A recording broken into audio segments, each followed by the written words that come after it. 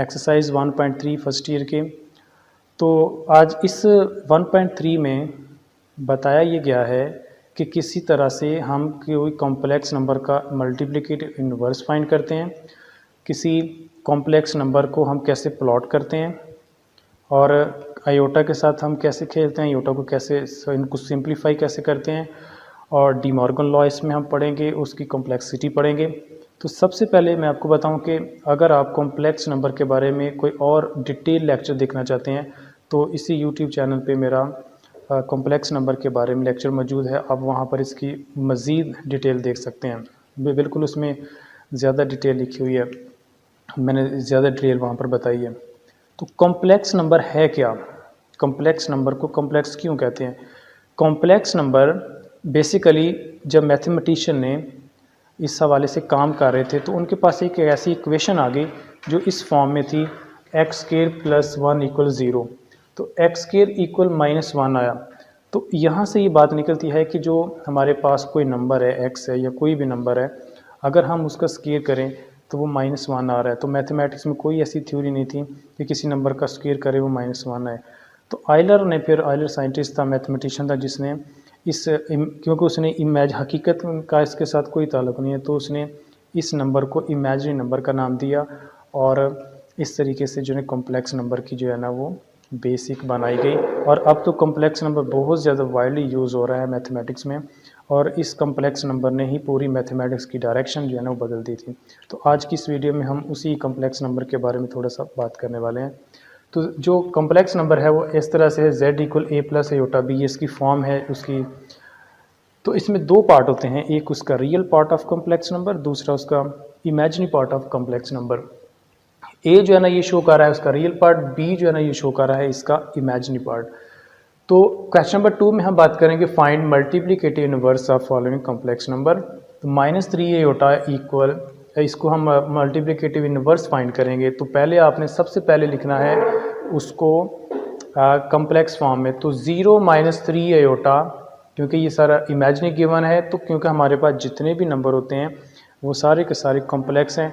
1 एक complex number है, उसमें 0 आप इमेजिनरी पार्ट शामिल कर सकते हैं। अगर आयोटा लिखा हुआ है वो भी अपने आप में एक कॉम्प्लेक्स नंबर है, उसमें रियल पार्ट उसका 0 होगा। सिमिलरली यहाँ पर a हमारा 0 है और b क्या है हमारा -3। तो मल्टीप्लिकेटिव इनवर्स जब भी फाइंड करेंगे तो आपके पास जो भी कॉम्प्लेक्स नंबर होगा उसका आप रेसिप्रोकल ले लें। रेसिप्रोकल का मतलब है कि जो z लिखा हुआ है उसको 1 में करेंगे। अगर लेफ़्ट साइड कर रहे हैं तो राइट साइड भी आपको करनी पड़ेगी। अब इस तरह से हमने लिख लिया। नीचे -3 आयोटा आ गया। नीचे अगर आयोटा लिखा हो तो आपने उसको, नीचे आयोटा नहीं होना चाहिए, इसको आपने कन्वर्ट करना है। आप कन्वर्ट कैसे होगा, इसको रैशनलाइज करें। रैशनलाइज का क्या मेथड है कि 0 -3 आयोटा है, ऊपर जाएगा तो ये +3 आयोटा। नेक्स्ट आप ऊपर वाले को ऊपर मल्टीप्लाई कर दें, नीचे वाले को नीचे मल्टीप्लाई करेंगे, आगे सिंप्लीफाई करेंगे तो हमारे पास ही इसका रेसिप्रोकल फाइंड हो जाएगा।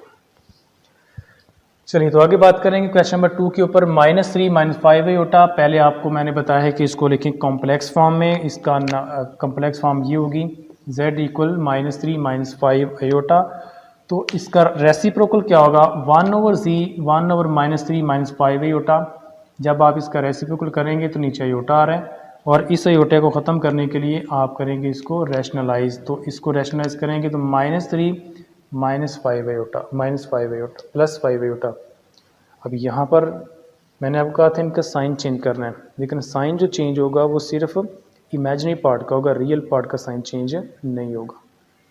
तो इसलिए -3 ऐसे और +5 आयोटा, आगे ऊपर वाले को ऊपर मल्टीप्लाई, नीचे वाले को नीचे। अब नीचे स्क्वायर बन गया, ये नेगेटिव और ये अब स्क्वायर ऑफ कैसे बना है।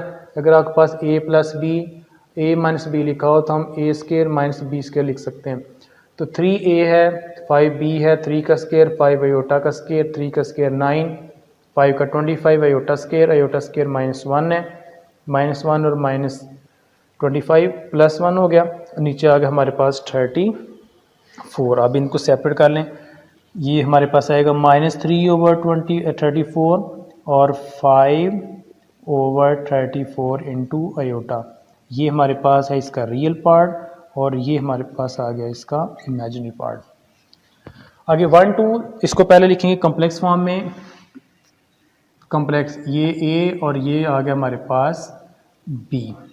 तो 1 प्लस 2 आयोटा इसको हम लिख सकते हैं 1/2 आयोटा। पहले इसको रैशनलाइज करेंगे, रैशनलाइज का वही मेथड है, यहाँ पर पॉजिटिव है तो इधर नेगेटिव होगा, ऊपर वाले को ऊपर मल्टीपल, नीचे लाजमी स्क्वायर बनेगा, स्क्वायर आएगा तो हम इसको सिंप्लीफाई करेंगे, नीचे आ गया 1 माइनस 4 आयोटा स्क्वायर 1 प्लस 4, क्योंकि आयोटा स्क्वायर -1 है वो नेगेटिव और ये नेगेटिव हो जाएगा पॉजिटिव 5, तो 1/5 सेपरेट किया, 2/5 भी सेपरेट किया, ये हमारे पास आ गया इसका सोल्यूशन।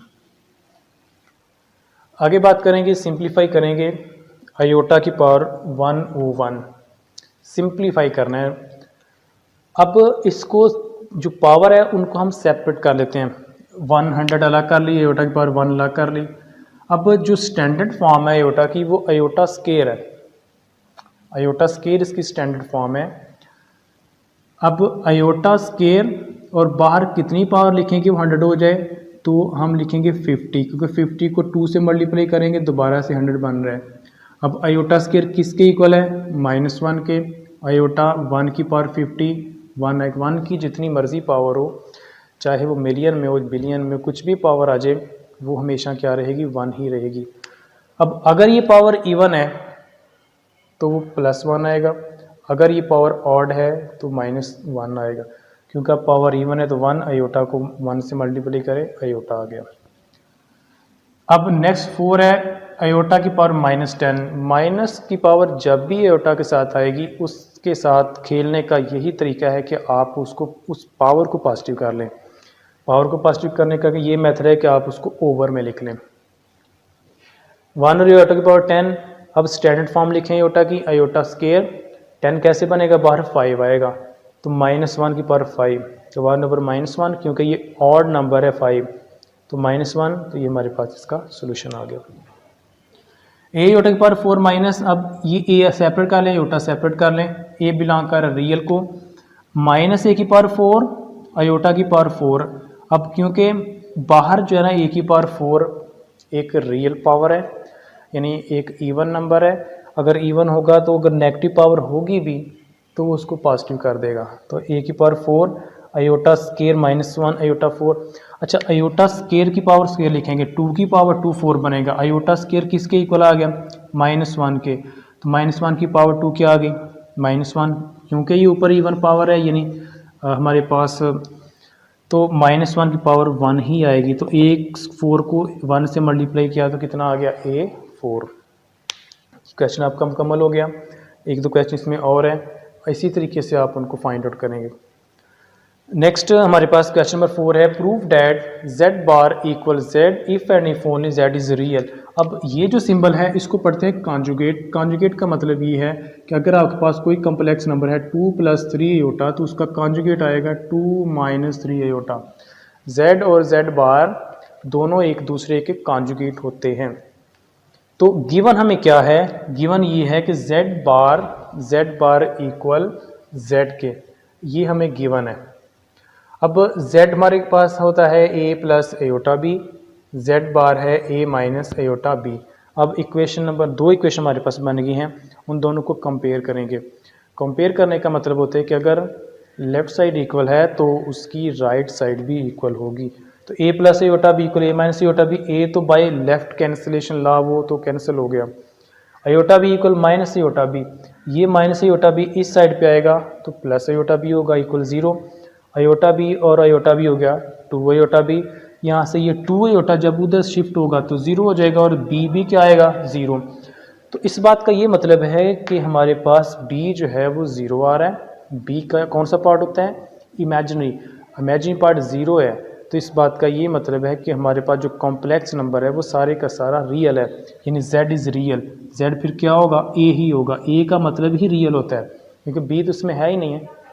ठीक है, तो अब यहाँ पर z इक्वल क्या आएगा, a के इक्वल है। तो यही हम इसमें प्रूफ करना चाहते थे कि अगर z बार और z दोनों इक्वल हैं, दोनों कॉन्जुगेट हैं एक दूसरे के, तो इसको प्रूफ करें कि z सारे का सारा रियल होगा। अब इसका रेसिप्रोकल यानी कन्वर्स भी फाइंड कर सकते हैं कि अगर z रियल है तो हम प्रूफ करेंगे कि z बार और z आपस में क्या होंगे, इक्वल। तो यही स्टेप आप ऊपर ऐसे चलते जाएंगे कि z रियल है, इस z रियल है तो इसका मतलब है कि b 0 होगा, b 0 होगा तो हम इसको ऐसे जो है ना ग्रेजुअली यहाँ पर z को z बार के इक्वल प्रूफ कर सकते हैं। तो ये था आज का हमारा एक कॉम्प्लेक्स नंबर के बारे में लेक्चर। तो नेक्स्ट वीडियो में मज़ीद इससे आगे जो हमारे क्वेश्चन हैं उनके ऊपर भी हम बात करेंगे।